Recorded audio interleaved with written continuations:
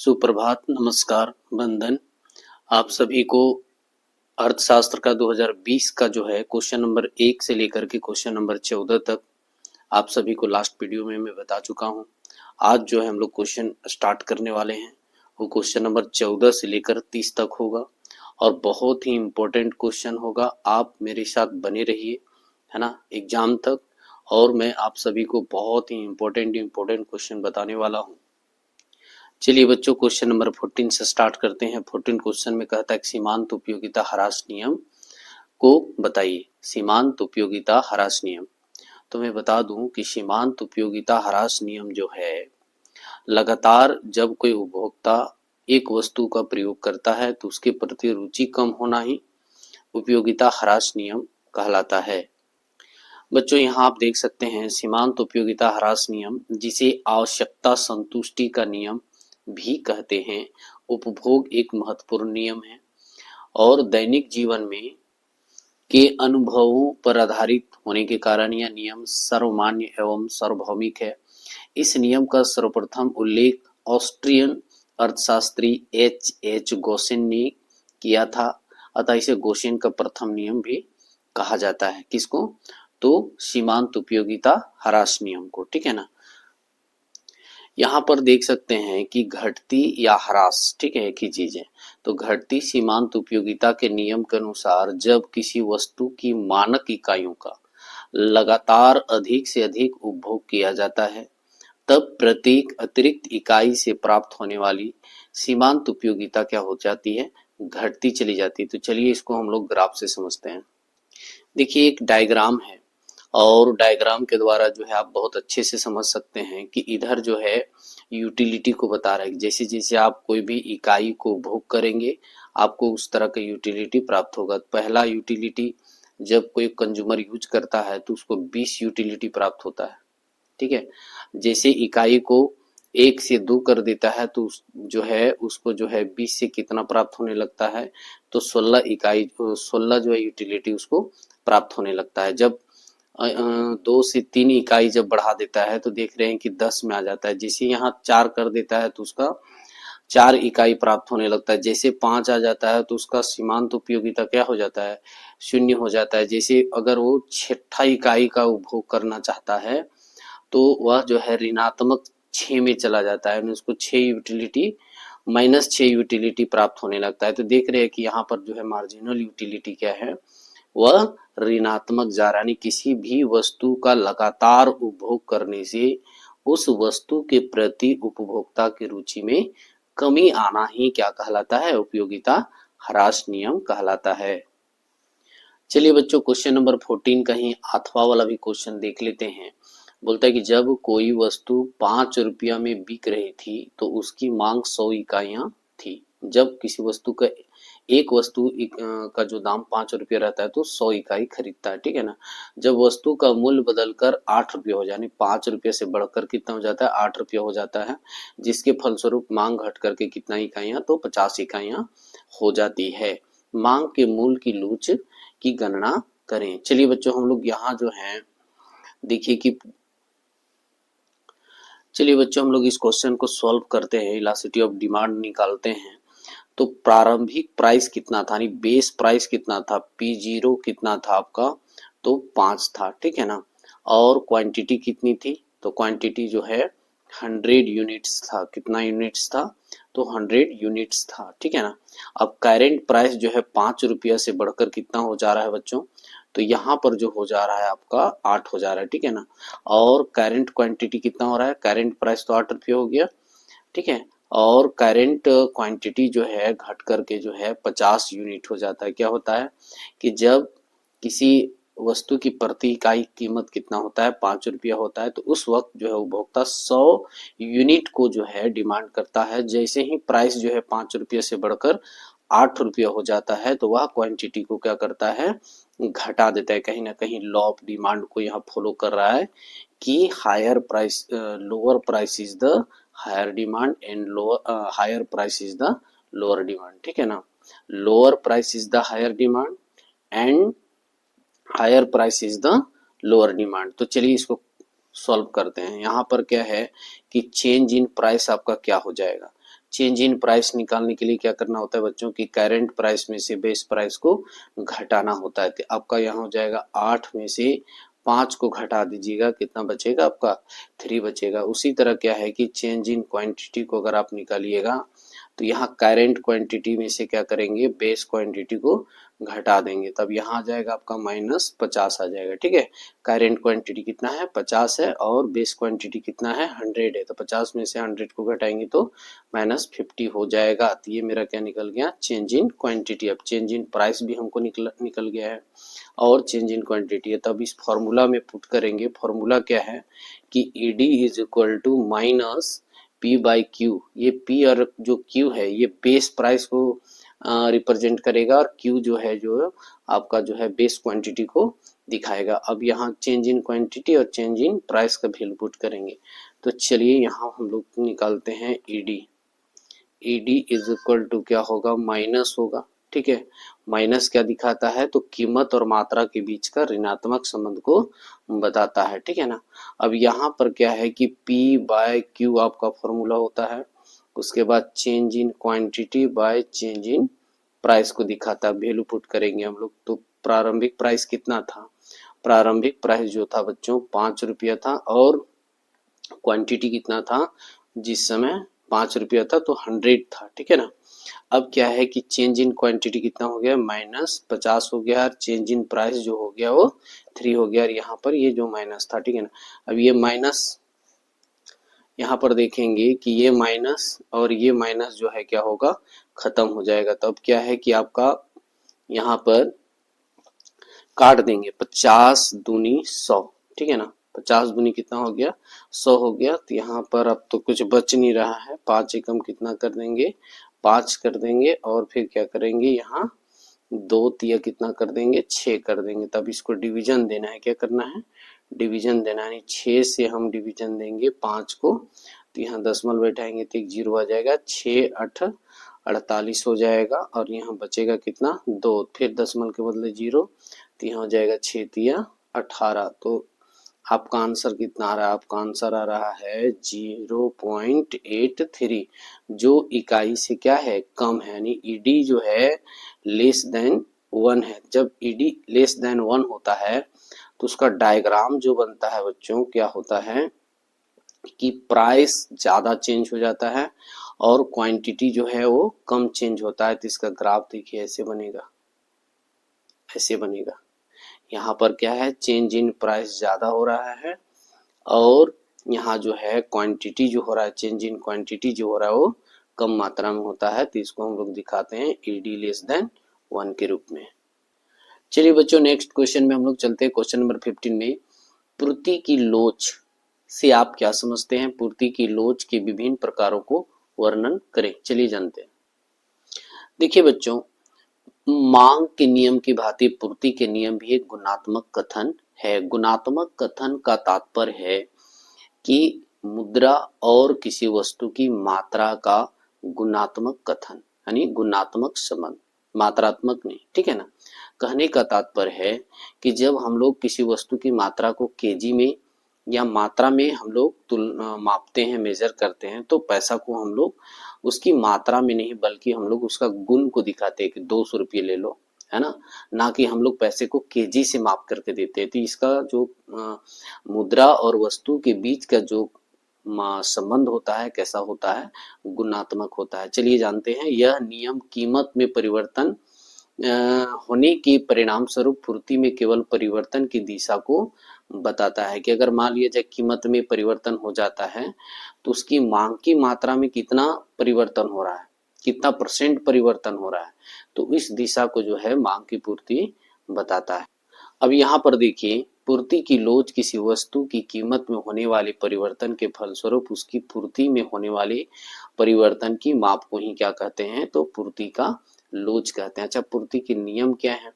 पूर्ति के नियम कहता है कि लोअर प्राइस लोअर सप्लाई, अगर प्राइस कम रहेगा तो हम कम सप्लाई करेंगे, और higher price is the higher supply, अगर प्राइस ज्यादा रहता है तो हम क्या करेंगे सप्लाई ज्यादा करेंगे।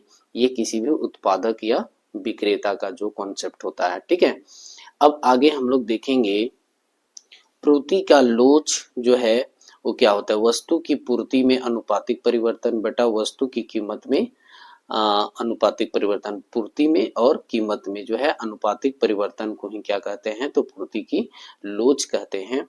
अब यहाँ पर देखिए कि quantity supply, current quantity supply को माइनस करते हैं क्वांटिटी सप्लाई से, बाय बेस क्वांटिटी जो है उससे डिवीजन देते हैं इंटू 100। अब करेंट प्राइस को जो है बेस प्राइस से माइनस करते हैं और बेस प्राइस से दोनों को भाग देते हैं इंटू 100। ये 100 कैंसिल। अब जब भी घटाएंगे करेंट क्वांटिटी को बेस क्वांटिटी से तो चेंज इन क्वांटिटी सप्लाई दिखाता है, बाय नीचे वाला जो है क्वांटिटी रहेगा। फिर क्या है कि करेंट प्राइस में से जो है बेस प्राइस को जब घटाएंगे तो चेंज इन प्राइस बताएगा और ये बेस प्राइस को बताएगा। अब ये डिवाइड में है तो चेंज इन क्वांटिटी को जो है रहेगा, अब इस शेप में पुनः जो है आ जाएगा। ठीक है, तो इलास्टिसिटी ऑफ ये जो है सप्लाई का फॉर्मूला है। ये क्या क्या बता रहा है, ई एस जो बताता है पूर्ति की लोच को बताता है, क्यू एस क्या बताता है, तो आरंभिक पूर्ति की मात्रा बताता है, चेंज इन क्वांटिटी सप्लाई जो है पूर्ति की मात्रा में परिवर्तन को बताता है, पी क्या बता रहा है, आरंभिक कीमत। ठीक है, यानी बेस प्राइस इसको बोल सकते हैं। फिर क्या है कि चेंज इन प्राइस, कीमत में परिवर्तन। तो ये आप फॉर्मूला जो है देख लीजिए। यहाँ तो बच्चों हम लोग क्या है कि पूर्ति की लोच से आप क्या समझते हैं, हम लोग समझ गए। बोला है कि पूर्ति की लोच के विभिन्न प्रकार, ये चूंकि लॉन्ग क्वेश्चन है बच्चों तो आपको जो है पूर्ति के प्रकार जो हैं या पूर्ति की लोच के विभिन्न प्रकार जो हैं उसके बारे में भी बताना होगा। यहाँ पर आप देखिए बच्चों, पूर्ति की लोच की श्रेणियों को 5 भागों में बांटा गया है। ठीक है, पहला क्या है, पूर्णतः लोचदार, परफेक्टली इलास्टिक और डिमांड, जिसको ES इक्वल टू इन्फिनाइट के रूप में दिखाया जाता है। दूसरा है इकाई से अधिक लोचदार, जो greater than unitary elastic supply इसको कहा जाता है, ES ग्रेटर देन 1। इकाई लोचदार यूनिटरी इलास्टिक सप्लाई, जिसको ES इक्वल टू 1 के रूप में दिखाया जाता है। इकाई से कम लोचदार पूर्ति अथवा बेलोचदार, less than unitary elastic supply और इन इलास्टिक सप्लाई। ठीक है, ES लेस देन 1 के रूप में। पांचवा है पूर्णतः लोचदार पूर्ति, जो ES इक्वल टू 0। चलिए इसको आपको मैं कर्व में दिखाता हूं। चलिए पूर्ति का पहला श्रेणी हम लोग जान लेते हैं। पूर्ति की लोच की पहली श्रेणी क्या है, पूर्णतः लोचदार पूर्ति। बोलता है कि जब कीमत में परिवर्तन ना होने पर भी अथवा अत्यंत सूक्ष्म परिवर्तन होने पर भी पूर्ति में बहुत अधिक परिवर्तन हो जाता है, तब वस्तु की पूर्ति लोचदार या लोच पूर्णतः लोचदार हो जाता है, या वो कहते हैं परफेक्टली इलास्टिक कहते हैं। जिसे इस ग्राफ में देखिए कि प्राइस लाइन जो है आपको ये वो आई दिखा रहा है और ये जो क्वांटिटी सप्लाई वाला जो दिखा रहा है वो एक्स एक्सिस दिखा रहा है। ठीक है, अब ये यहाँ पर क्या है कि प्राइस जो है निश्चित है, प्राइस जो है कांस्टेंट कर दिया गया है, जबकि जब प्राइस प्रारंभिक अवस्था में OS रहता है तो सप्लाई कितना हो रहा है, OQ1 हो रहा है। लेकिन प्राइस सेम ही है, प्राइस में कोई चेंजेस नहीं है, लेकिन सप्लाई कितना होने लगा है, OQ2 यानी OQ2 को दिखा रहा है। ठीक है ना, तो क्या है कि प्राइस निश्चित यानी प्राइस ना के बराबर परिवर्तन हो रहा है, लेकिन क्या है कि सप्लाई में जो है परिवर्तन को दिखाता है। तो इसको क्या कहेंगे, इलास्टिक सप्लाई ऑफ इन्फिनिट दिखाएंगे। ठीक है, या अनंत बोला जाता है इसको। ठीक है, चलिए दूसरा में, लेकिन कहता है कि यह विचार केवल सैद्धांतिक एवं काल्पनिक है, व्यवहारिक जीवन में इस प्रकार की स्थिति नहीं पाई जाती है। बच्चों कुछ इसका उदाहरण हम लोग देख लेते हैं। बोल रहे कि कीमत प्रति इकाई, देखिए यहाँ पर ग्राफ क्या है, ग्राफ में बताया था कि कीमत में कोई परिवर्तन नहीं होता है, तो यहाँ शेड्यूल में भी जो है कीमत में कोई परिवर्तन नहीं दिखा रहा है, 5 का 5 ही प्राइस है। और पूर्ति क्या है, पहले 5 रुपया प्रति इकाई था तो 6 सप्लाई करता था, लेकिन अब आज जो है वही प्राइस होने के बाद भी जो है क्या है, सप्लाई बढ़ा दिया जाता है। तो यहाँ चेंज इन प्राइस तो 0 है, चेंज इन प्राइस क्या है, 0 है, यानी करेंट प्राइस को बेस प्राइस से माइनस किया जा रहा है, तो यहाँ 0 को बता रहा है। ठीक है, और आरंभिक कीमत कितना है, 5 रुपया। चेंज इन क्वांटिटी यानी सप्लाई कितना हो रहा है, तो करेंट सप्लाई जो हो रहा है 10 हो रहा है और बेस सप्लाई जो था 6 है, तो यहाँ माइनस करने पर चेंज इन क्वांटिटी सप्लाई कितना बच रहा है, 4। और आरंभिक पूर्ति कितना है, वो 6 था, यानी बेस, आरंभिक को बेस भी कहा जाता है। ठीक है, अब यहाँ मांग की यानी पूर्ति लोच जो है, क्या फॉर्मूला था, फॉर्मूला है P by Q into change in quantity by change in price. अभी यहाँ पर क्या करेंगे हम लोग, वैल्यू को पुट कर देंगे। तो बेस प्राइस कितना था, 5। ठीक है, यहाँ पर हम अपने से सॉल्व करते हैं। बेस प्राइस को पहले, चेंज इन क्वांटिटी कितना है, तो चेंज इन क्वांटिटी आपका 4 है, तो चलिए 4 बैठा देते हैं। फिर बेस प्राइस कितना था, 5, तो यहाँ पर 5 बैठा देते हैं। फिर क्या है कि बेस क्वांटिटी कितना था, बेस क्वांटिटी जो था वो 6 था, तो 6 बैठा देते हैं। अब यहाँ पर क्या होगा, चेंज इन प्राइस कितना है, तो चेंज इन प्राइस जो है आपका 0 है, कितना है, 0 है। तो 0 से यहाँ पर जो है 4 पचे कितना हो जाएगा, 20, और 6 को 0 से करेंगे तो 0। अब 0 से कोई भी संख्या को भाग दिया जाता है तो नॉट डिफाइन होता है, परिभाषित नहीं कहलाता है। ठीक है ना, तो ये इन्फिनाइट को दिखा रहा है, ईडी क्या दिखा रहा है आपको, इन्फिनाइट को दिखा रहा है। ठीक है, और इन्फिनाइट का मतलब होता है अनंत, क्या होता है, अनंत। तो ये जो है ग्राफ बताता है। ठीक है, चलिए बच्चों, अब दूसरा श्रेणी में इकाई से अधिक लोचदार बोलता है कि जब किसी वस्तु की पूर्ति में प्रतिशत परिवर्तन कीमत में होने वाले प्रतिशत परिवर्तन से अधिक होता है, तब पूर्ति की लोच इकाई से अधिक, यानी कीमत की अपेक्षा जो है सप्लाई में जो मात्रा जो उत्पादक सप्लाई कर रहा है वो कहीं ना कहीं कीमत से ज्यादा अगर परिवर्तन होता है, तब जाकर के इकाई से अधिक लोचदार की पूर्ति कहा जाता है। इस कर्व में आप देख सकते हैं कि ओ एक्स जो है क्वांटिटी सप्लाई को दिखाता है और ओ वाई जो है प्राइस को दिखा रहा है। प्राइस में कितना चेंज हो रहा है, दिख रहा है ना, 10%। ठीक है, और पूर्ति में कितना परसेंट चेंज हो रहा है, 30%। तो कहीं ना कहीं कीमत से ज्यादा कितना है, क्वांटिटी का चेंज हो रहा है। यही कारण है कि इसको जो है क्या कहा जाता है, इकाई से अधिक लोचदार कहा जाता है। चलिए तीसरा जो है श्रेणी है पूर्ति के लोच का, इकाई लोचदार। कहने का मतलब है कि प्राइस में 10% परिवर्तन और सप्लाई में भी 10% परिवर्तन होता है। 10/10, सीधा सीधी अगर हम लोग परसेंट देखते हैं तो पूर्ति की मात्रा में प्रतिशत परिवर्तन बटा कीमत में प्रतिशत परिवर्तन, ऐसे भी आप बना सकते हैं। तो 10 एकम 10 1 आ रहा है, यानी इलास्टिसिटी सप्लाई इक्वल टू कितना आ रहा है, 1 आ रहा है। तो जब 1 आएगा तो इसको इकाई लोचदार या यूनिटरी इलास्टिक सप्लाई कहा जाता है। ठीक है, चलिए चौथा श्रेणी में आते हैं, इकाई से कम लोचदार पूर्ति अथवा बेलोचदार पूर्ति का अर्थ क्या है।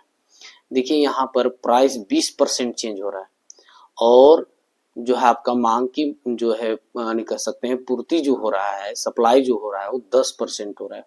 आपका अगर फॉर्मूला के हिसाब से 10 बटा कितना हो जाएगा, 20, 10% बटा 20%, यानी मांग की मात्रा में या कह सकते हैं पूर्ति की मात्रा में प्रतिशत परिवर्तन बटा यहाँ पर है कीमत में प्रतिशत परिवर्तन। ये फॉर्मूला है इलास्टिसिटी ऑफ सप्लाई का। तो ये 0 1/2, 1/2 का मतलब है 0.5। तो कहीं ना कहीं ये 1 से क्या है, कम है, इसीलिए इलास्टिसिटी सप्लाई लेस देन 1, यानी 1 से कम है। तो 1 से कम जब रहेगा तो इस तरह का जो है श्रेणी बनेगा, है ना। तो इसको क्या कहा जाता है, इकाई से कम लोचदार कहा जाता है। यानी इकाई से कम कहने का मतलब है कीमत की अपेक्षा जो है सप्लाई कम होना।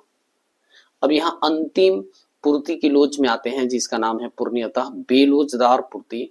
बेलोचदार कहने का मतलब है कि जब प्राइस में परिवर्तन होने के बावजूद भी अगर सप्लाई में कोई परिवर्तन नहीं होता है, यानी कीमत में धनात्मक परिवर्तन हो रहा है, 50% अगर प्राइस बढ़ जाता है फिर भी क्वांटिटी में कोई परिवर्तन नहीं होता है, तो इस तरह के परिवर्तन को क्या कहा जाता है, पूर्णतः बेलोचदार कहा जाता है। ES इक्वल टू 0 के बराबर होता है। किसके बराबर होता है, तो 0 के बराबर होता है। तो उसको क्या कहा जाता है, पूर्णतः बेलोचदार कहा जाता है। ठीक है, चलिए बच्चों 15 क्वेश्चन नंबर का ही 8वां क्वेश्चन में हम लोग देख लेते हैं। यह जो शेड्यूल दिया हुआ है, यानी तालिका जो दिया हुआ है, टेबल जो दिया हुआ है, यूनिट ऑफ लेबर का दिया हुआ है। ठीक है, यानी श्रम की इकाई को दिखाया है। इधर है टोटल प्रोडक्शन को दिखाया। आपको निकालना क्या है, एवरेज प्रोडक्शन निकालना है और मार्जिनल प्रोडक्शन निकालना है। देखिए बच्चों, इसको हम लोग ट्रिक से बनाएंगे। अगर हम लोग एपी की बात करते हैं तो एपी में क्या करना होगा आपको, टोटल प्रोडक्शन से लेबर ऑफ यानी यूनिट ऑफ लेबर से क्या करना है, डिवीजन देना है। जैसे यहाँ पर आपका टोटल प्रोडक्शन यहाँ 0 दिखा रहा है, तो हम 0 से भाग देंगे तो आपका एपी क्या होगा, 0 होगा। कितना होगा, तो 0 होगा। उसके बाद आ जाइए, 1 से अगर हम 15 को भाग देते हैं तो कितना आएगा आपका, तो यहाँ पर क्या आएगा आपका, 15 ही आएगा। ठीक है। अब 35 को 2 से भाग देंगे, तो 35 को 2 से भाग देंगे तो 17 दूनी 34 ऐसी हो जा रहा है। कितना हो रहा है, 17 दूनी 34 हो जा रहा है, और एक बच रहा है तो दशमलव बैठा देंगे 10 हो जाएगा, तो 2 बचे कितना हो जाएगा 10, तो 17.5 आ गया। फिर उसी तरह जो है 60 को 3 से भाग देंगे तो 3 दूनी 6 यानी 20 आएगा। कितना आएगा, 20। क्या करना है कि टोटल प्रोडक्शन को इस लेबर यूनिट ऑफ लेबर से क्या कर रहे हैं, हम डिवीजन दे रहे हैं। ठीक है। 4 से इसको भाग देंगे, 4 से अगर हम भाग देंगे तो कितना हो जाएगा, तो यहाँ पर जो हो जाएगा आपका 18.75 हो जाएगा। कितना हो जाएगा, 18.75, 4 के 4 हो जाएगा।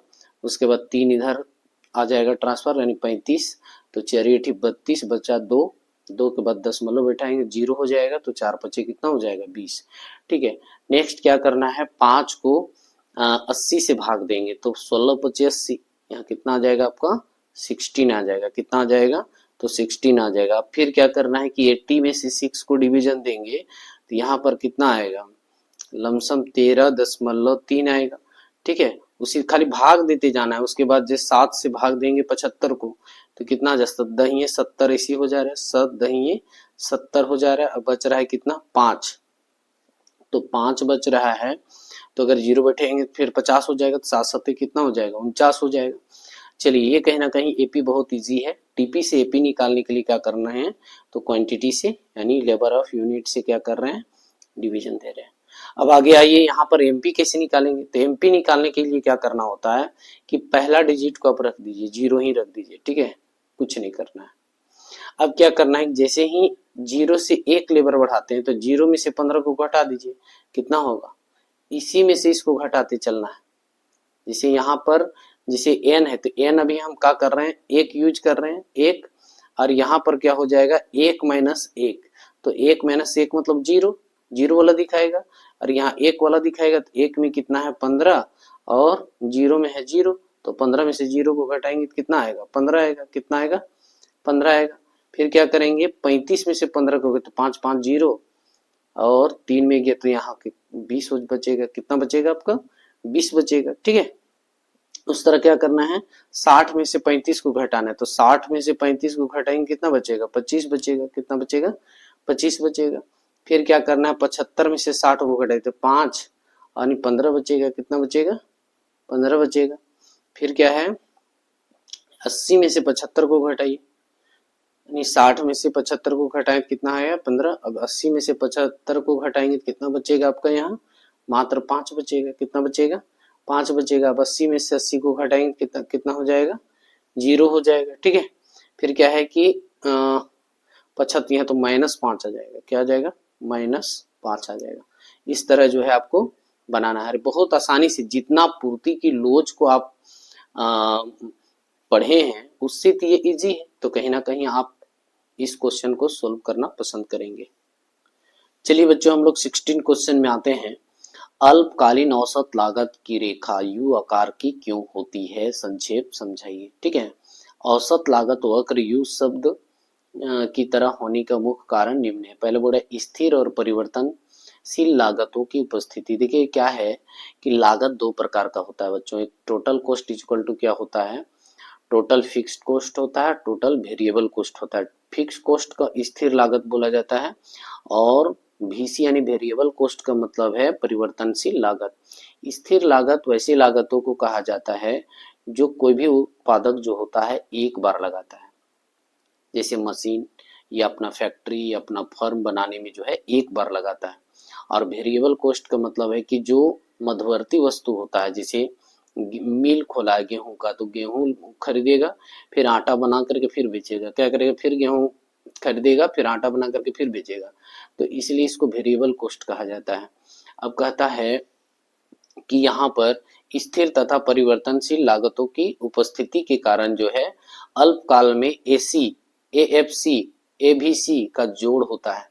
देखिए यहाँ पर क्या है कि अगर आप यहाँ पर देखिए टीसी को इसका अगर क्वांटिटी से भाग देंगे तो एसी होगा, और ये दोनों को अगर हम भाग देंगे क्वांटिटी से तो क्या होगा, टीसी किस में चेंज हो जाएगा, तो एवरेज में हो जाएगा। कहने का मतलब है कि अगर आप 100 इकाई उत्पादन कर रहे हैं, ठीक है, और 10 क्वांटिटी आप यूज कर रहे हैं तो 10 दही 100, तो आपका ये क्या निकल जाएगा, एसी। इसको क्वांटिटी से क्या करना होता है, भाग देना होता है, ठीक है। तो यहाँ पर क्या है, कहता है कि एसी, एफसी और एबीसी का जोड़ होता है, ठीक है, दिख रहे हैं ना, एफसी और एबीसी का क्या है, जोड़ है, तब एसी निकला है।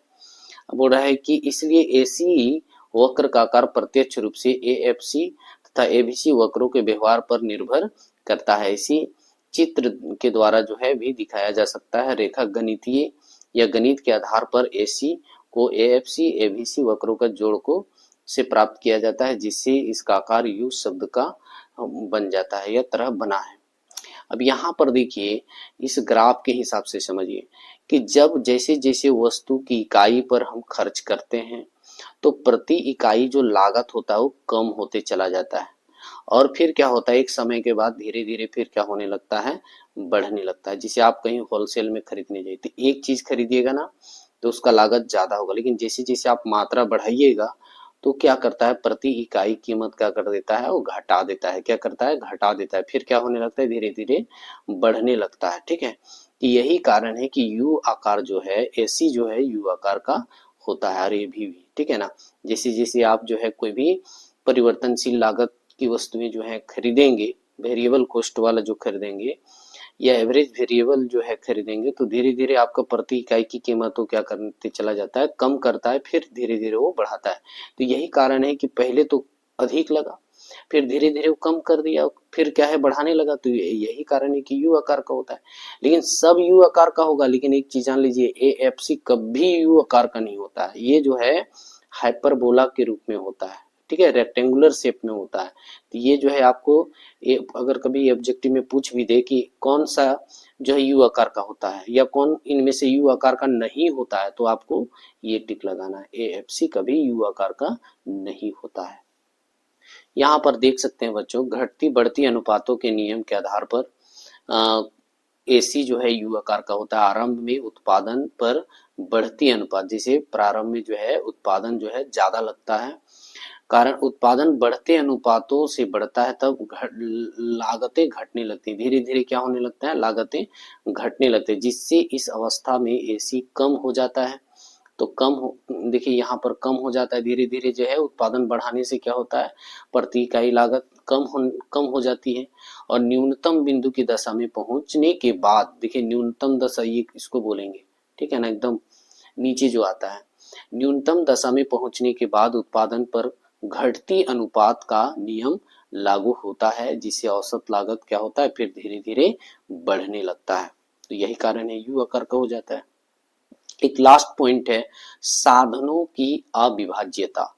अल्पकाल में जब एक फर्म उत्पादन की मात्रा बढ़ाती है तो कुछ स्थिर साधनों की अविभाज्यता के कारण इसे आंतरिक बचतें मिलने लगती हैं, जिससे औसत लागत आरंभ में कम होने लगती है। इसको आदर्श बिंदु कहा जाता है। इसको जो है ना, जहां कम लगता है उसको क्या कहा जाता है, आदर्श बिंदु कहा जाता है।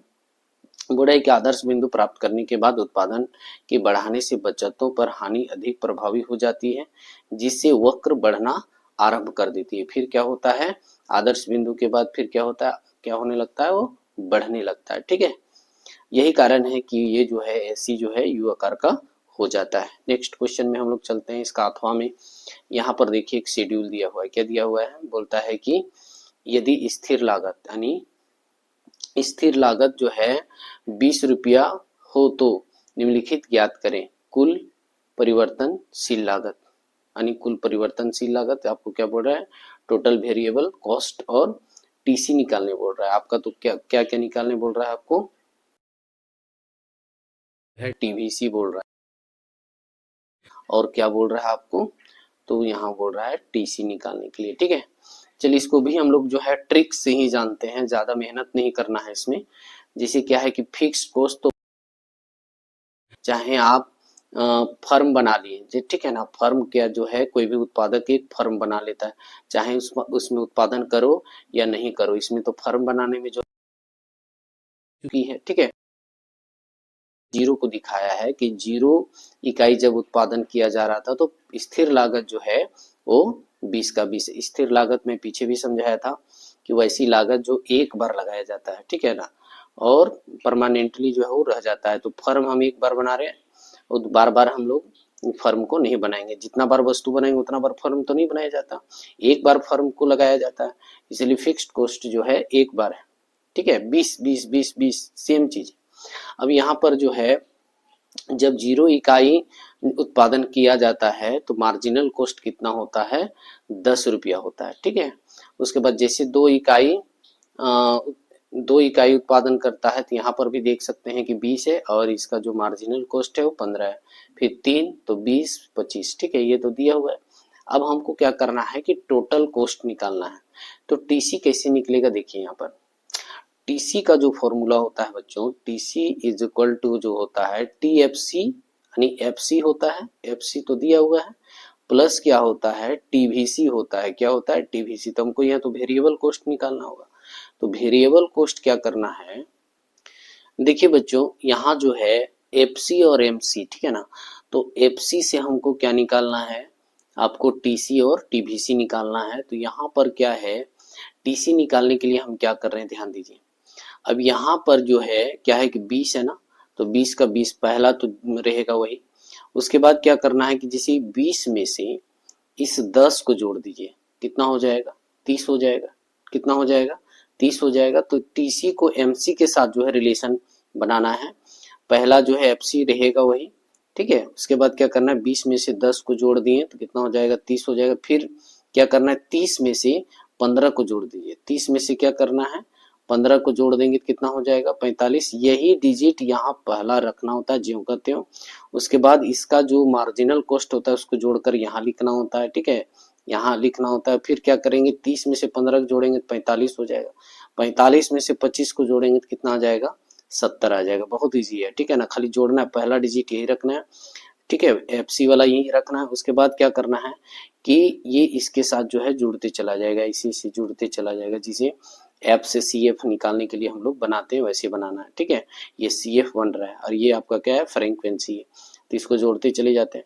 उसके बाद क्या है कि टीवीसी निकालने के लिए क्या करना होगा, हम लोग एक फॉर्मूला जानते हैं कि टीसी एफसी और वीसी दोनों तीनों जो है आपस में रिलेट होता है। कहने का मतलब है ये देखिए ये फॉर्मूला। अब यहाँ पर जो है टीसी के साथ एफसी और वीसी क्या होता है, रिलेट होता है। तो हम ऐसा कर सकते हैं कि टीसी माइनस प्लस में है एफसी, तो हम इधर लेंगे, एफसी तो हमारे पास पता है, तो एफसी को हम क्या करेंगे, टीसी से घटा देंगे, तो मेरा क्या निकल जाएगा, वीसी निकल जाएगा। क्या निकल जाएगा, वीसी निकल जाएगा। तो टीसी में से एफसी को घटाएंगे। यहाँ बच्चों टीसी में से एफसी को घटाना, तो 20 में से 20 घटाएंगे तो यहाँ 0 होता, कितना होता, 0 होगा, क्या होगा, 0 होगा, ठीक है। उसके बाद क्या है, 30 में से 20 घटाएंगे तो कितना बचेगा, 10 बचेगा। 45 में 20 घटाएंगे तो कितना बचना चाहिए, तो यहाँ जो है 25 बचेगा। फिर 70 में से 20 घटाएंगे तो कितना बचेगा, 50 बचेगा, ठीक है। इस तरह जो है इसको निकालना है। कहीं ना कहीं जो है ना इस सब से बहुत इजी है ये, खाली कॉन्सेप्ट को समझना है, ट्रिक्स को समझना है कि टीसी कैसे निकला, पहला डिजिट को रखना है, उसके बाद मार्जिनल को जोड़ते चले जाना है, तो मेरा आपका टीसी निकल जाएगा। उसके बाद वीसी निकालने के लिए क्या करना है, तो एफसी से घटाते चलना है इसको, ठीक है, क्योंकि जो है टीसी बराबर एफसी प्लस टीवीसी है। थोड़ा सा तो मैथमेटिकल कैलकुलेशन आपको जानना ही होगा। देखिए नेक्स्ट क्वेश्चन जो है, मूल्य ह्रास से आप क्या समझते हैं, एक लेखा वर्ष में, यहाँ वर्ग लिख दिया है, एक लेखा वर्ष में क्या होगा, यहाँ पर वर्ष होगा, ठीक है।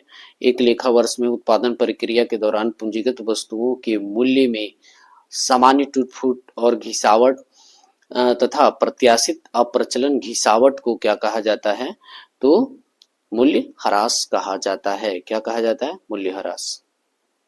जब कोई भी एजेंसी से गाड़ी निकलती है और क्या है कि वह जो है कुछ दिन उपरांत चलने के बाद जो है उसका वैल्यू क्या हो जाता है, घट जाता है। कहीं ना कहीं मशीन क्या हो रहा है, घिसावट होता है, तो उसका वैल्यू क्या हो जाता है, मूल्य में क्या हो जाता है, कमी हो जाती है। देखिए 1 नंबर का क्वेश्चन आपको कैसे पूछेगा, भारत का केंद्रीय बैंक का नाम क्या है, तो भारतीय रिजर्व बैंक, जिसको आरबीआई कहते हैं। लेकिन सिर्फ आरबीआई तक ही जानना है कि आगे भी जानना है? आरबीआई का मुख्यालय कहाँ है, मुंबई में है, ठीक है ना।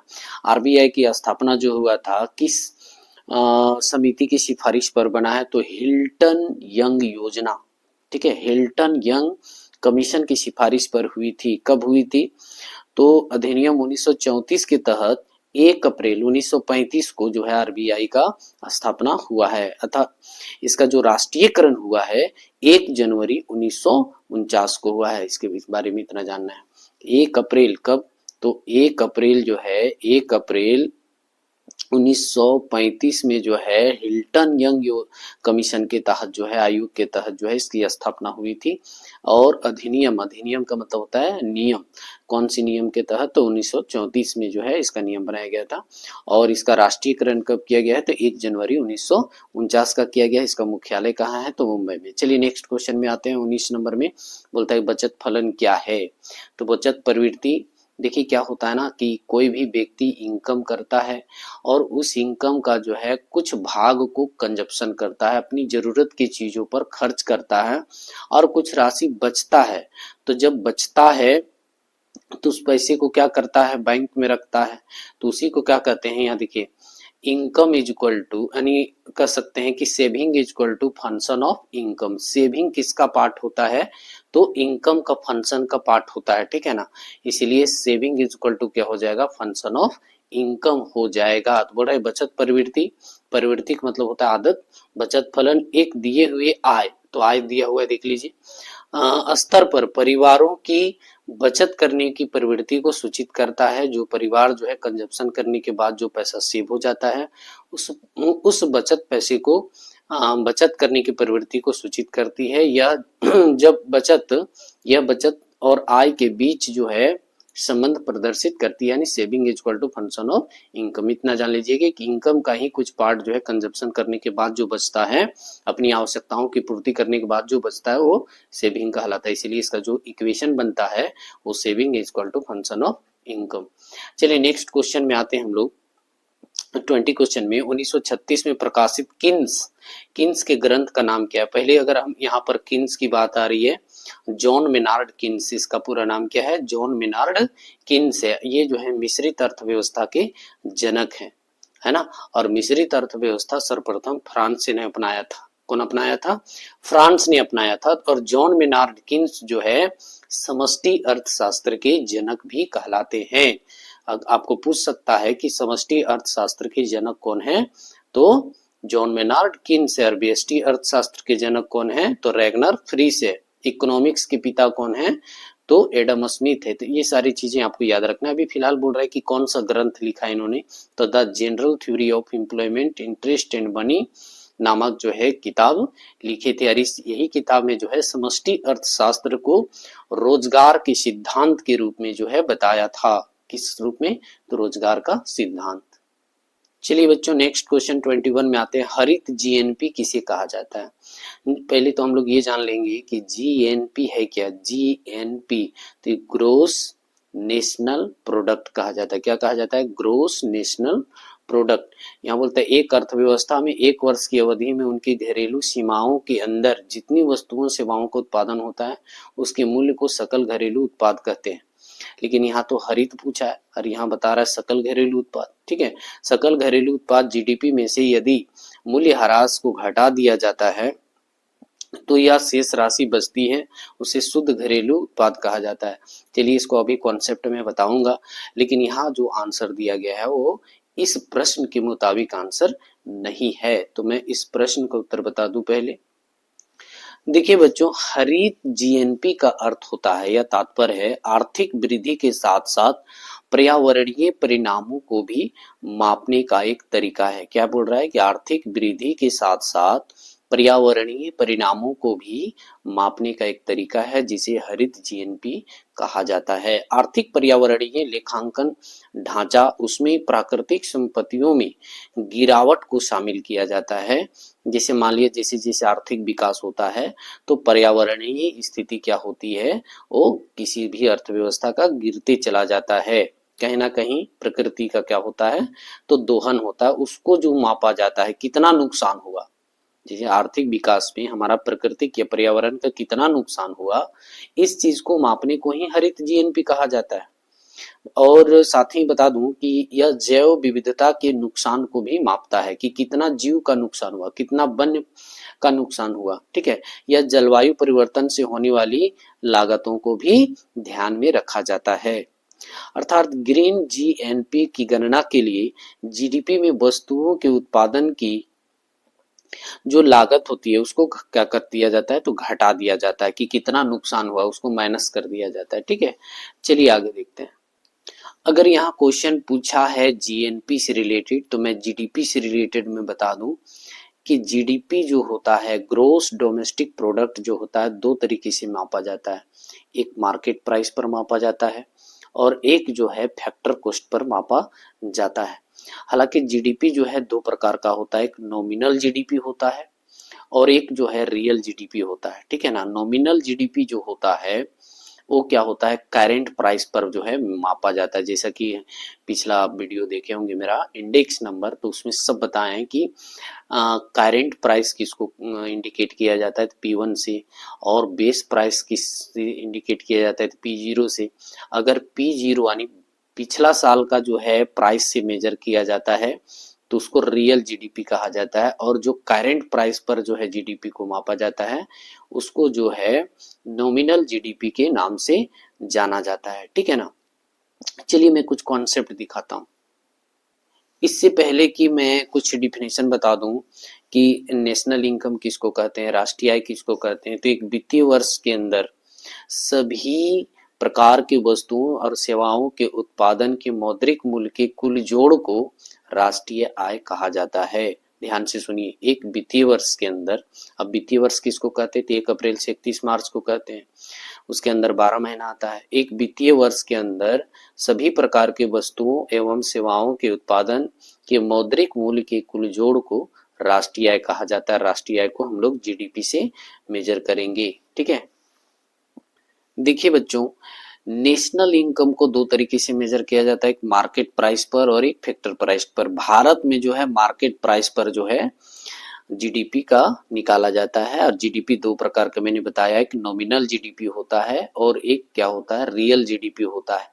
नॉमिनल जीडीपी और रियल जीडीपी में क्या अंतर होता है, मैं ये भी बता दूं कि नॉमिनल जीडीपी जो होता है, नॉमिनल जीडीपी जो होता है वो करेंट प्राइस पर जो है मेजर किया जाता है, और इसमें जो है मुद्रास्फीति को भी जोड़ा जाता है। नहीं, मुद्रास्फीति से तात्पर्य है कि जब किसी वस्तु का कीमत में बढ़ा हुआ रूप को दिखाता है, तो करेंट में तो किसी वस्तु का कीमत बढ़ा हुआ दिखाता है, इसीलिए उसको नॉमिनल जीडीपी कहा जाता है। और बेस वाला में क्या होता है कि पिछला साल जो है किसी एक, जैसे हमें मान लो कि 2025 चल रहा है तो 2012 को मान लेगा, 2012 को जो है उसका प्राइस को लेकर के चलेगा तो उसको बोला जाता है रियल जीडीपी। लेकिन अगर 2025 में मापिएगा तो उस वस्तु का कहीं ना कहीं 10 गुना भी रेट बढ़ा हुआ रहता है, तो उस वस्तु से अगर उस कीमत पर अगर नेशनल इनकम मापा जाता है तो उसको नॉमिनल जीडीपी कहा जाता है। चलिए अब आते हैं हम लोग जीडीपी। जीडीपी मार्केट प्राइस पर भारत में मापा जाता है। ठीक है, हालांकि मापा किस में जाना चाहिए, फैक्टर कॉस्ट में मापा जाना चाहिए, परंतु भारत में जो है मार्केट प्राइस पर मापा जाता है। ठीक है, अब GDP MP is equal to क्या होता है, देखिए सी क्या दिखाता है, सरकार का जो उपभोग है, उपभोग पर जो व्यय करता है, निवेश पर जो व्यय करता है, ये जो है कंजप्शन, इन्वेस्टमेंट, और जी फॉर गवर्नमेंट जो सरकारी खर्च है, साथ ही डी का मतलब है डिप्रिसिएशन जो मूल्य में घिसावट हो जाता है, प्लस एक्सपोर्ट और इंपोर्ट के अंतर को जोड़ को हम लोग क्या कहेंगे, जीडीपी कहेंगे, एक वित्तीय वर्ष के दौरान यानी एक साल के दौरान। अब क्या है कि एनडीपी अगर हम लोग निकालते हैं तो जीडीपी में से मूल्य ह्रास को घटा देते हैं। मूल्य ह्रास क्या है, तो किसी वस्तु की कीमत में जो होता है कमी हो जाता है धीरे धीरे उसका जो है घिसावट होने के कारण। तो देखिए यहाँ जी से अगर एन लाना है तो मूल्य में घटाना पड़ेगा, मूल्यह्रास को क्या करना होगा, घटाना होगा। अब फिर क्या है, ये जी को हटा करके एन लाने के लिए हम मूल्यह्रास घटा रहे हैं। अब क्या है कि डी के जगह एन लाने के लिए हम क्या कर रहे हैं, यदि अगर जी से मूल्य का ह्रास कर देंगे तो ये नेट कहलाएगा, क्या कहलाएगा, नेट कहलाएगा, यानी शुद्ध कहलाएगा। अब यहाँ जो डी की जगह एन आ रहा है ना, वो कहलाता है नेशनल, क्या कहलाता है, नेशनल। तो नेशनल लाने के लिए क्या करना होता है कि इस एनडीपीएमपी में क्या करेंगे, एनएफआईए को जोड़ देंगे, होता है net factor income of abroad, यानी विदेशों से शुद्ध साधन प्राप्त आय को एनएफआईए के नाम से जाना जाता है। जब एनएफआईए को जोड़ दिया जाता है एनडीपी में, नेट डोमेस्टिक प्रोडक्ट में, तो net national product at market price बन जाता है। ठीक है, तीसरा चौथा कॉन्सेप्ट क्या है कि एनएनपी एमपी अगर हम डायरेक्ट निकालना चाहेंगे तो जीडीपी एमपी में से मूल्यह्रास को घटा दीजिएगा तो जी की जगह एन आ जाएगा, प्लस एनएफआईए को अगर जोड़ दीजिएगा तो डी की जगह पर एन आ जाएगा। फिर नेक्स्ट क्वेश्चन क्या है कि जो है GNP MP is equal to GDP MP में एनएफआईए को जोड़ देंगे तो क्या कहलाएगा, जैसे मान लीजिए जीडीपी है, सिर्फ हमको क्या है कि इस डी की जगह एन लाना है, तो डी की जगह एन लाना है तो आपको एनएफआईए जोड़ना पड़ेगा, तब जो है बीच में एन आएगा। बाकी जो अगर इस जी को हटाना होता तो हमको मूल्यह्रास घटाना पड़ता। ठीक है, यहाँ पर देख सकते हैं नेक्स्ट कॉन्सेप्ट में एनएनपी एमपी में जीएनपी अगर है आपका जीएनपी, ठीक है ना, तो लास्ट वाला जी को हटाना है, एन करना है, नेट करना है, तो उसको क्या करना होता है, मूल्यह्रास को घटाना होता है, तब जाकर के जो है एन आता है। ठीक है, ये क्वेश्चन ये जितना भी बताया ना, इसमें से एक ऑब्जेक्टिव आपको जरूर पूछने वाला है।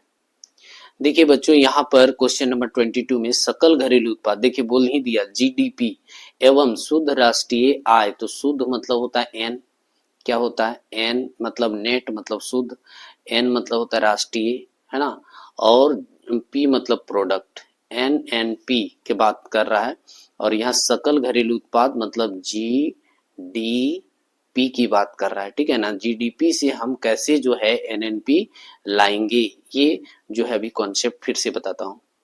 ये जो मैं घेरा लगा कर रखा हूँ बच्चों, ये जो घेरा के अंदर जो है जीडीपी एमपी, देखिए क्या होता है, कंजप्शन यानी उपभोग पर व्यय प्लस निवेश पर व्यय प्लस सरकारी व्यय माइनस जो होता है मूल्यह्रास, डी मतलब डिप्रिसिएशन होता है, घिसावट होता है, फिर एक्स माइनस एम का मतलब है इंपोर्ट और एक्सपोर्ट और इंपोर्ट का जो है अंतर को जोड़ा जाता है, तब क्या कहलाता है, वो जीडीपी कहलाता है। यानी एक वित्तीय वर्ष के दौरान जो है जितने प्रकार के वस्तु और सेवाओं का उत्पादन किया जाता है उसके मौद्रिक मूल्य के कुल जोड़ को जीडीपी कहा जाता है। लेकिन अब आता है कि एनएनपी कैसे जीडीपी से निकालेंगे। देखिए यहाँ पर क्या करना है, जीडीपी में आपको पहले मूल्यह्रास को घटाना होगा, जो आपका जो घिसावट हो गया है, टूट फूट हुई है, उसको जीडीपी में माइनस करेंगे तो मेरा नेट निकलेगा, क्या निकलेगा, नेट निकलेगा। ठीक है, उसके बाद क्या करना है, अगर आपको डोमेस्टिक से नेशनल बनाना है तो डोमेस्टिक से नेशनल तब बनेगा जब net factor income of abroad को जो है हम जोड़ेंगे, यानी विदेशों से शुद्ध साधन आय प्राप्त को हम जब जीडीपी में जोड़ते हैं तब जाकर के एनएनपी निकलता है। तो जीडीपी और एनएनपी में यही अंतर है। नेक्स्ट क्वेश्चन क्या है बच्चों, राजस्व प्राप्तियों की परिभाषा दें। वे प्राप्तियां जो ना तो देताओं का निर्माण करती है और ना ही परिसंपत्तियों को कम करती है, राजस्व प्राप्तियां कहलाती है। देखिए सरकार जब राजस्व लेती है, रेवेन्यू लेती है, ठीक है ना, जीएसटी के रूप में हो सकता है या फिर कॉर्पोरेट टैक्स के रूप में हो सकता है, पर्सनल इनकम टैक्स के रूप में हो सकता है, तो राजस्व क्या है कि आय प्राप्त करती है, इसको देने की फिर जरूरत नहीं होती जनता को, ठीक है ना, तो इसको क्या कहा जाता है, राजस्व प्राप्त। अच्छा ये क्या होता है कि बार बार प्राप्त करता है, ये क्या करता है, बार बार प्राप्त कर, जितना बार आप खरीदारी करिएगा उतना बार जो है गवर्नमेंट को रेवेन्यू देना होता है। लेकिन सरकार का ये रिस्पॉन्सिबिलिटी नहीं होता कि इसको रिटर्न करें, इस पैसे को डेवलपमेंट में लगाई जाती है, सरकार का आय होता है, सरकार का इनकम का जरिया होता है, इसलिए बोल रहा है कि देताओं का निर्माण नहीं करती। ये क्या होता है कि अगर एक बार ले लिया रेवेन्यू तो फिर रिटर्न नहीं करता है, रिटर्न जो है नहीं करता है। ठीक है, तो इसी को कहा जाता है राजस्व प्राप्तियां। ठीक है, और जो एक होता है ऋण प्राप्त हो तो ऋण में उसको देता का जो है निर्माण करता है। जैसे ऋण लिए तो आपको फिर देना पड़ेगा, लेकिन रेवेन्यू में फिर रिटर्न नहीं करना होता है, ठीक है। फिर कहता है नेक्स्ट क्वेश्चन में लोचशील विनिमय दर को समझाइए। पढ़े कि किसी देश द्वारा दिए गए समग्र निर्यात और समग्र आयात के अंतर लेखा जोखा का भुगतान शेष कहलाता है। भुगतान क्या कहलाता है? भुगतान शेष कहलाता है। इसके दो मुख्य घटक दृश्य और अदृश्य। देखिए यहाँ पर जो चीज पूछ रहा है वो आंसर नहीं दिया गया आपका। यहाँ भुगतान शेष किसे कहा जाता है उसका डेफिनेशन दिया हुआ है। तो मैं बताता हूँ कि लोचशील विनिमय दर क्या है। देखिए बच्चों, चाहे आप बर्मा प्रेस ले लीजिए, चाहे जो है एमबीडी ले लीजिए, है ना, जो भी आप ले रहे हैं उस किताब में ध्यान पूर्वक अगर आंसर पढ़ेंगे, गहन अध्ययन करेंगे तो बहुत सारे मिस्टेक नजर आते हैं, ठीक है ना। तो उस पर आप ज्यादा तैयारी ना करें, आप किताब से पढ़ें, ज्यादा अच्छा रहेगा। चलिए हम लोग लोचशील विनिमय दर को समझते हैं। ये क्या है? तो लोचशील विनिमय दर का मतलब है विनिमय दर बाजार द्वारा तय की जाती है, यानी डिमांड और सप्लाई के द्वारा जो है इसको तय किया जाता है। इसमें विदेशी मुद्रा बाजार के मुताबिक किसी मुद्रा के मूल्य के उतार चढ़ाव की अनुमान जो है करता है, उसको हम लोग कहते हैं लोचशील। क्या कहता है? कि विदेशी मुद्रा बाजार के मुताबिक किसी मुद्रा के मूल्य में उतार चढ़ाव, जिसे भी आप देख रहे होंगे हमारे इंडियन करेंसी में $1 बराबर 84 रुपया से कभी 90 रुपया, कभी 85 रुपया होते रहता है। तो उतार चढ़ाव भारतीय मुद्रा का मूल्य में होते रहता है। तो इसी को हम लोग लोचशील विनिमय दर कहेंगे। किस आधार पर? तो डॉलर के अपेक्षा जो है हमारी मुद्रा की जो मूल्य होता है वो उतार चढ़ाव होते रहता है। उसी को लोचशील यानी इलास्टिक कहा जाता है, फ्लेक्सिबल कहा जाता है, ठीक है। अब नेक्स्ट क्वेश्चन में आते हैं हम लोग। बोला कि दोहरी गणना से क्या तात्पर्य। ये बच्चों जो है ये नेशनल इनकम से रिलेटेड प्रश्न है।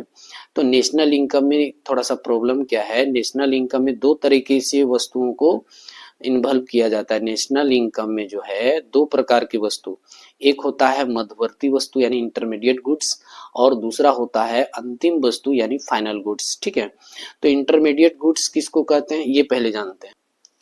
मध्यवर्ती वस्तु जो होता है बच्चों, वे वस्तुएं जिनका इस्तेमाल तैयार माल बनाने के लिए किया जाता है उन्हें मध्यवर्ती वस्तु कहते हैं, है ना। इनको जो है इनका जो इस्तेमाल होता है वो कच्चे माल के रूप में होता है, उसको मध्यवर्ती कहते हैं। जैसे कोई फर्म है या मिल है, वो गेहूं खरीदता है और गेहूं खरीद करके आटा बनाता है, तो गेहूं उसके लिए मध्यवर्ती वस्तु कहलाएगा। तो नेशनल इनकम में मध्यवर्ती वस्तु यानी गेहूं का भी दाम एड होगा। क्या होगा? मान लो कि गेहूं मार्केट में 20 रुपए बिक रहा है, ठीक है। फिर क्या गेहूं मार्केट में खरीद बिक्री हुआ तो ये भी नेशनल इनकम में जुड़ेगा, जिसको हम इंटरमीडिएट गुड्स कह रहे हैं। फिर क्या हो कि आटा जो है 35 रुपए बिकेगा, ठीक है ना, या 40 रुपए, 35 रुपए मान लेते हैं तो 35 रुपए बिकेगा, तो इसका भी जुड़ेगा। तो एक ही वस्तुओं को हम दो बार जोड़ रहे हैं, एक बार 20 रुपये के रूप में जोड़ रहे हैं, एक बार 35 रुपये के रुपये में जोड़ रहे हैं। तो इसके हिसाब से आटा का दाम कितना होना चाहिए था?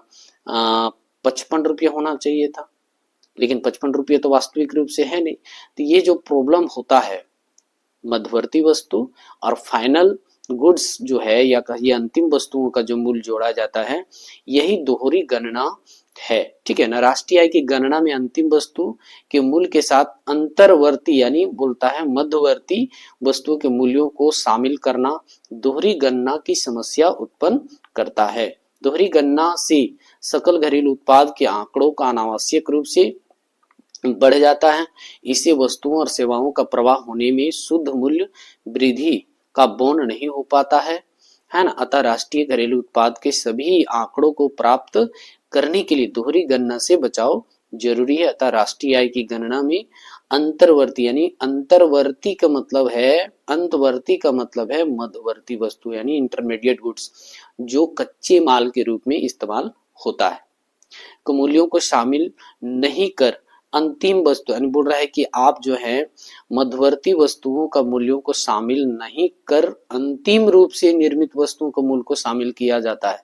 जैसे क्या है कि मध्यवर्ती वस्तुओं के मूल्य को उसमें शामिल नहीं किया जाता, लेकिन कभी कभी हो जाता है। तो यही तो दोहरी गणना है कि आप एक ही चीज को दो बार गणना नहीं करना, मध्यवर्ती को भी नहीं करना है और अंतिम को नहीं करना है।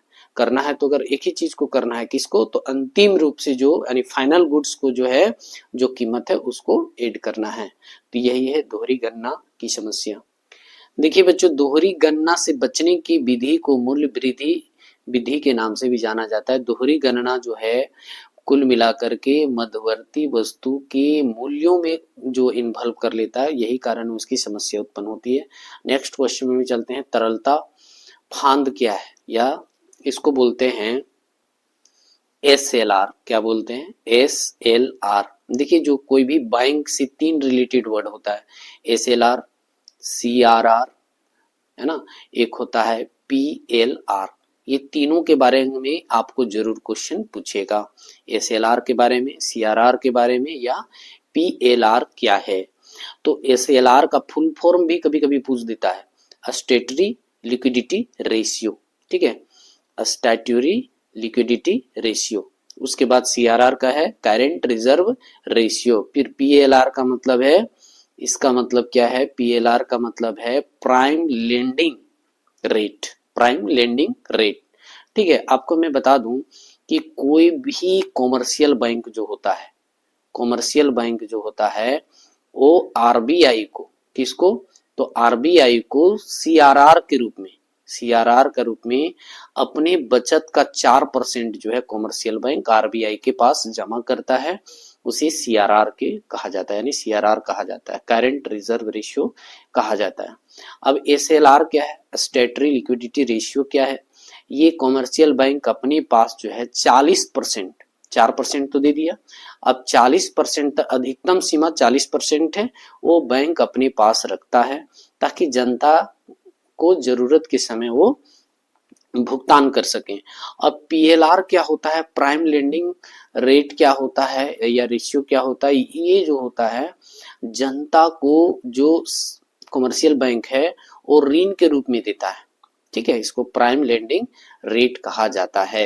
अब आते हैं तरलता फांद क्या है। तो बोल रहा है कि व्यापारिक बैंकों को अपनी संपूर्ण पूंजी के एक निश्चित अंश को मान परिसंपत्ति के रूप में रखना पड़ता है, यानी जो SLR के रूप में रखना पड़ता है कॉमर्शियल बैंक को, उसी को तरलता फांद कहा जाता है। ठीक है, इसको स्टैट्यूटरी लिक्विडिटी रेशियो के नाम से भी जाना जाता है। तरलता वैधानिक अनुपात या वैधानिक तरलता अनुपात को ही SLR हिंदी में कहा जाता है, इंग्लिश में स्टैट्यूटरी लिक्विडिटी रेशियो के नाम से जाना जाता है। नेक्स्ट क्वेश्चन अब हम लोग आते हैं, यहाँ पर कहता है कि भुगतान संतुलन और व्यापार संतुलन में अंतर स्पष्ट करें। तो चलिए देखते हैं। चलिए बच्चों, हम लोग भुगतान संतुलन यानी बैलेंस ऑफ पेमेंट के बारे में जान लेते हैं। भुगतान संतुलन के अंतर्गत एक देश तथा शेष विश्व के बीच एक निश्चित अवधि में वस्तुओं, सेवाओं तथा पूंजी के लेन देन का विवरण दर्ज किया जाता है। अच्छा, ये कौन करता है इतना हिसाब किताब जो है अपना देश का, फिर विदेशों, अन्य जो अन्य कह सकते हैं शेष विश्व का जो लेन देन होता है वस्तुओं और सेवाओं या पूंजी का, तो इसका लेखा जोखा IMF रखता है। कौन रखता है? IMF। ठीक है, इंटरनेशनल मॉनेटरी फंड जो एक संस्था है विश्व बैंक का, वो रखता है। ठीक है, चलिए फिर कहता है कि किसी देश का भुगतान संतुलन उस देश के द्वारा मुद्राओं की मांग और आपूर्ति तथा वैश्विक स्तर पर उस देश की घरेलू मुद्रा की मांग एवं आपूर्ति को प्रदर्शित किया जाता है। भुगतान संतुलन मुख्यतः दो खातों में विभाजित किया जाता है, एक चालू खाता और एक क्या होता है? पूंजी खाता, करेंट अकाउंट, और एक होता है कैपिटल अकाउंट। तो चलिए जानते हैं हम लोग चालू खाता क्या होता है। तो चालू खाते के अंतर्गत वस्तुओं के आयात निर्यात, सेवाओं के व्यापार तथा भुगतानों के अंतरण शामिल किया जाता है। क्या क्या बोल रहे हैं? तो चालू खाते के अंतर्गत वस्तुओं के आयात और निर्यात, सेवाओं के व्यापार तथा भुगतानों के अंतरण को शामिल किया जाता है। चालू खाते की समस्त प्रविष्टियों यानी एंट्रीज को भी दो प्रमुख भागों में विभाजित किया है, दृश्य व्यापार और अदृश्य व्यापार। दृश्य व्यापार के अंतर्गत वस्तु के आयात निर्यात को शामिल किया जाता है, जबकि अदृश्य में या अदृश्य व्यापार के अंतर्गत जो है सेवाओं का व्यापार, आय तथा भुगतानों के अंतरण को शामिल किया जाता है। ये ऑब्जेक्टिव में पूछा हुआ है। दृश्य व्यापार से क्या तात्पर्य? यह दृश्य व्यापार से क्या है? तो जो दिखाई नहीं पड़े, अदृश्य, जैसे सेवा दिखाई नहीं पड़ता। ठीक है, आय, भुगतान, ये सब गौण क्रिया है। क्या है? गौण क्रिया को दृश्य व्यापार के रूप में कहा जाता है, और जो दिखा के किया जाता है उसको जो है दृश्य व्यापार या विजिबल ट्रेड कहा जाता है। ठीक है। अब यहाँ पर भुगतान संतुलन का कुछ महत्वपूर्ण चीज दिखाने वाला हूँ। बोला है कि बीओपी यानी बैलेंस ऑफ पेमेंट प्रत्येक देश के केंद्रीय बैंक द्वारा तैयार किया जाता है। यानी हमारा केंद्रीय बैंक कौन है? आरबीआई द्वारा किया जाता है।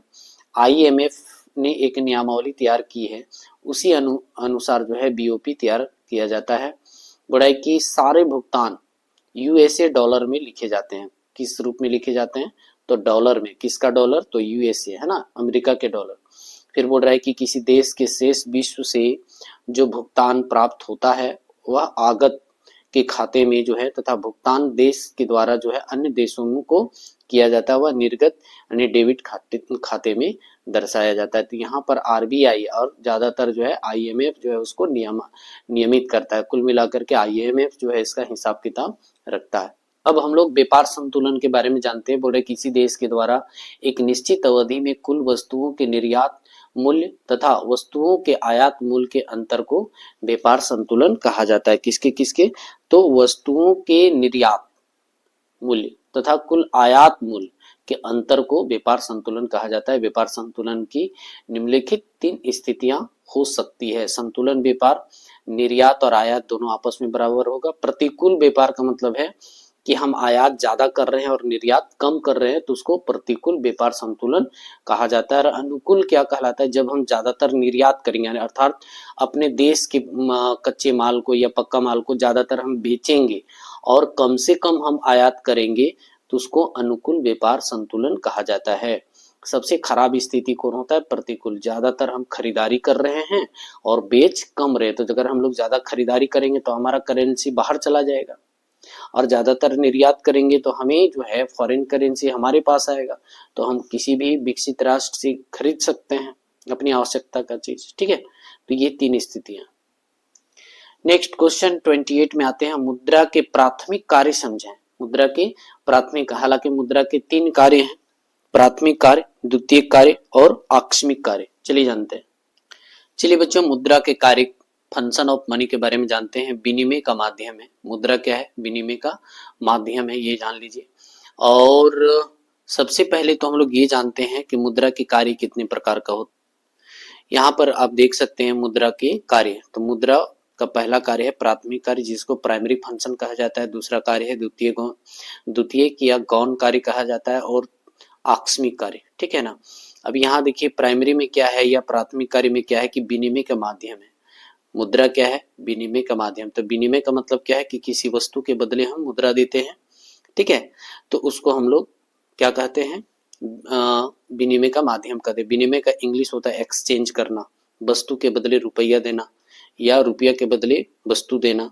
ठीक है, विनिमय का माध्यम कहलाता है। मूल्य का मापक क्या है? जैसे मान लीजिए कोई पेन हम देखते हैं, तो पेन देखते हैं तुरंत बोलते हैं 5 रुपये का है कि 10 रुपये का। तो हम किसी या पंखा खरीदने गए तो बोलते हैं कि कितना दाम है, तो बोल दिया 1700। देखिए पंखा को जो है 1700 रुपये के रूप में वो मापता है। तो कहीं ना कहीं ये क्या है? किसी वस्तु का मूल्य मापक के रूप में कार्य करता है। ये दोनों क्या है? प्राथमिक कार्य। और आपका प्रश्न क्या किया था? प्राथमिक कार्य। लेकिन हम लोग तीनों को जानते हैं। मूल्य का संचय कहने का मतलब पहले क्या होता था कि वस्तु विनिमय कार्य चलता था, तो उस समय जो है मूल्य का संचय कर पाना बड़ा मुश्किल था। यानी धन को जमा कर पाना, यानी चावल को कितना साल तक आप रख सकते थे, जानवर को कितना साल तक रख सकते थे? ज्यादा से ज्यादा 10 साल तक। लेकिन क्या है कि खाद्य पदार्थ को रखने में बड़ी असुविधा होती थी। तो आजकल जब से मुद्रा का प्रचलन आया है, तो मूल्य का जो है संचय बड़ी आसानी से हो रही है। मूल्य का संचय का मतलब है कि आप बैंक में 25 साल तक भी जो है इसको सेव करके रख सकते हैं। सिर्फ सेव नहीं करना है, बल्कि उसको क्या है, उसके मूल्य में वृद्धि भी होते रहता है। बोला है कि विलंबित भुगतान का मान भी है। मूल्य का हस्तांतरण भी कर सकते हैं हम लोग। जैसे क्यूआर कोड, कोई दुकान जाते हैं, बोलते देखिए कहाँ आपका क्यूआर कोड कहाँ है, क्विक रिस्पॉन्स वाला कोड कहाँ है, तो तुरंत वहां स्कैन करते हैं और हम लोग पैसा को एक जगह से यानी एक व्यक्ति से दूसरे व्यक्ति के हाथों में दे देते हैं। तो इसको क्या कहते हैं? मूल्य का हस्तांतरण। ठीक है। अब यहाँ आकस्मिक कार्य है, साख का आधार है। यानी किसी को भी जो है ये जो है पैसे से पैसे को कमाना को साख कहा जाता है। ठीक है ना। राष्ट्रीय आय का वितरण का आधार है। उपभोक्ता को अधिकतम संतुष्टि देने का साधन है। ठीक है। फिर है पूंजी की गतिशीलता में सहायक, पूंजी को तरल बनाने में सहायक, ये जो है आकस्मिक कार्य है। ठीक है, चलिए बारी बारी से सभी को जानते हैं। अब आते हैं यहाँ पर विनिमय का माध्यम है। क्या है? मुद्रा क्या है? विनिमय का माध्यम है। मुद्रा विनिमय या भुगतान का माध्यम है। इसके प्रयोग से वस्तु का विनिमय में होने वाले अनावश्यक खर्च, समय और श्रम की बचत होती है। पैसा से, है ना। पहले क्या होता था, वस्तु विनिमय होती थी, तो वस्तु विनिमय के बारे में यहाँ देखिए दिया हुआ है, बार्टर सिस्टम इसको बोला जाता है, के अंतर्गत एक वस्तु किसी अन्य वस्तु से तभी विनिमय किया जा सकता है जब दोनों पक्षों की ओर से किए जाने वाले लेन देन का मूल्य बराबर हो और इनकी मांग समान हो।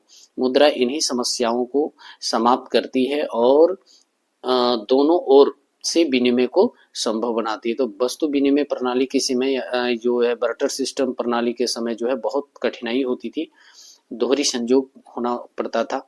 अब यहाँ क्या है, मुद्रा आदान प्रदान के मध्यस्थता करते समय या करते हुए व्यापार की प्रक्रिया के अत्यंत सरल बना देता है। यानी प्रत्यक्ष विनिमय हो रहा है, ये जो है मुद्रा विनिमय जो है प्रत्यक्ष है और वस्तु विनिमय जो था अप्रत्यक्ष था। ठीक है, बढ़िया। वास्तव में मुद्रा धारक को मूल्य चयन की स्वतंत्रता को प्रदान करता है। अब क्या है, मूल्य इकाई के रूप में या मूल्य मापक के रूप में मुद्रा वही इकाई है जिसके रूप में सभी वस्तुओं सेवाओं का मूल्यमान का मापन और अभिव्यक्त की जाती है। प्रत्येक वस्तु और सेवा का सही मूल्य उसकी कीमत कहलाता है। हम लोग क्या करते हैं, उसके मूल्य के आधार पर, जैसे कोई डॉक्टर के यहाँ गए तो डॉक्टर का फी कितना, 1000 रुपया, तो 1000 रुपया उसका फी हो गया, तो हम लोग किसके द्वारा माप रहे हैं, तो मुद्रा के द्वारा, इसीलिए इसको मूल्य मापक भी कहा जाता है। या वस्तु की एक इकाई के बदले मिलने वाली मौद्रिक इकाइयों की संख्या होती है। नेक्स्ट क्वेश्चन 29 में आते हैं, आय के चक्रीय प्रवाह को समझाइए। हालांकि एक इसका स्पेशल वीडियो में बना रखा हूं, तो आप आय चक्रीय प्रवाह का या सर्कुलर फ्लो ऑफ इनकम को आप देख सकते हैं। ठीक है, हालांकि मैं बता दूं कि आय का चक्रीय प्रवाह, इसे तात्पर्य है मौद्रिक आय के प्रवाह अथवा एक अर्थव्यवस्था के विभिन्न क्षेत्रों में वस्तुओं और सेवाओं के चक्रीय प्रवाह से है। ठीक है, क्या बोलता है, यानी आय के जो प्रवाह है एक अर्थव्यवस्था के विभिन्न क्षेत्र या क्षेत्रों में वस्तुओं और सेवाओं के चक्रीय प्रवाह से है। ठीक है, अब चक्रीय प्रवाह जो होता है किसी भी अर्थव्यवस्था में दो क्षेत्र मान के चलिए आप, एक होता है जो प्रोडक्शन एरिया होता है जिसको हम लोग फर्म कहेंगे, ये फर्म एरिया एक हो गया जो उत्पादक है, और एक होता है हाउस होल्ड जो पूरे देश को संदर्भित करता है, हाउस होल्ड। ठीक है, परिवार क्षेत्र जिसको कहा जाता है। ये क्या करता है कि जब वस्तुओं को या सेवाओं को जो है ये क्या करता है, हाउस होल्ड में क्या करता है, फॉलो करता है, प्रवाह करता है, तो इसको रियल फ्लो कहेंगे। क्या कहेंगे, रियल फ्लो, यानी वस्तु और जहां सेवा की बात करें या वस्तु या सेवा के प्रवाह की बात करता है तो उसको कहा जाता है रियल फ्लो। ठीक है, और जो हाउस होल्ड द्वारा जो है वस्तु और सेवाओं का भुगतान जो किया जाता है इसको जो है मुद्रा प्रवाह कहा जाता है। क्या कहा जाता है, मुद्रा प्रवाह। क्या, वस्तु और सेवा का बदले भुगतान हम लोग मुद्रा के रूप में करते हैं, इसीलिए इसको मुद्रा प्रवाह कहा जाता है, इसको मनी फ्लो कहा जाता है। तो दो प्रकार का फ्लो होता है। ठीक है, एक होता है मनी फ्लो जिसको इनकम फ्लो कहा जा रहा है, और एक होता है रियल फ्लो। क्या होता है, वस्तु और सेवा का जो है फर्म द्वारा या इंडस्ट्री द्वारा जो है उत्पादित वस्तुओं को जो है वो में जो है वो वितरित करता है, प्रवाहित करता है, उसको रियल फ्लो कहा जाता है। चक्रीय प्रवाह को जानने के लिए लास्ट में एक वीडियो बना रखा है, उसको उसमें जाकर के आप पूरा डिटेल देख सकते हैं। चलिए बच्चों, क्वेश्चन नंबर 30 में आते हैं। सामूहिक मांग यानी एग्रीगेट डिमांड की अवधारणा को उचित चित्र द्वारा स्पष्ट कीजिए। चलिए बच्चों, इसको जो है आप सभी के लिए कल मैं एक स्पेशल जो है एग्रीगेट डिमांड का चैप्टर लेकर आऊंगा, एग्रीगेट डिमांड और एग्रीगेट सप्लाई, तो आप लोग उस कल का वीडियो में आप देख लेंगे। फिलहाल मैं बताने वाला हूं प्रगतिशील कर क्या है, इसके गुणों को या दोषों को, इसके लिए मैं एक स्पेशल वीडियो बनाऊंगा जो कि बहुत ही लंबा कॉन्सेप्ट है और कॉन्सेप्ट को समझाने के लिए आपको पूरा आधा घंटा लग सकता है। ठीक है ना, इसलिए भी हम क्या कर रहे हैं, प्रगतिशील कर बताने वाले हैं। देखिए बच्चों, भारतीय कर प्रणाली, और भारतीय कर प्रणाली में जो है आपको पढ़ना है प्रगतिशील कर प्रणाली। ठीक है ना, आपको सिर्फ क्या पढ़ना है, प्रश्न क्या कह रहा है, प्रगतिशील कर। ठीक है ना, प्रगतिशील कर प्रणाली क्या है, जब कर योग राशि में वृद्धि होने के साथ साथ उस पर लगने वाले कर की दर भी बढ़ती जाती है तो इसे प्रगतिशील कर प्रणाली कहा जाता है। इस स्थिति में निर्धन व्यक्ति को कम दर से अथवा धनी व्यक्ति को ऊंची दर से चुकाना पड़ता है। मैं एग्जाम्पल से बताता हूँ।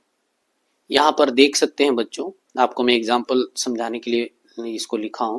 बोल रहे कर की राशि लाख रुपया में होगा, नहीं लाख में होगा, और कर की दर इस तरह जो है टैक्स स्लेब है।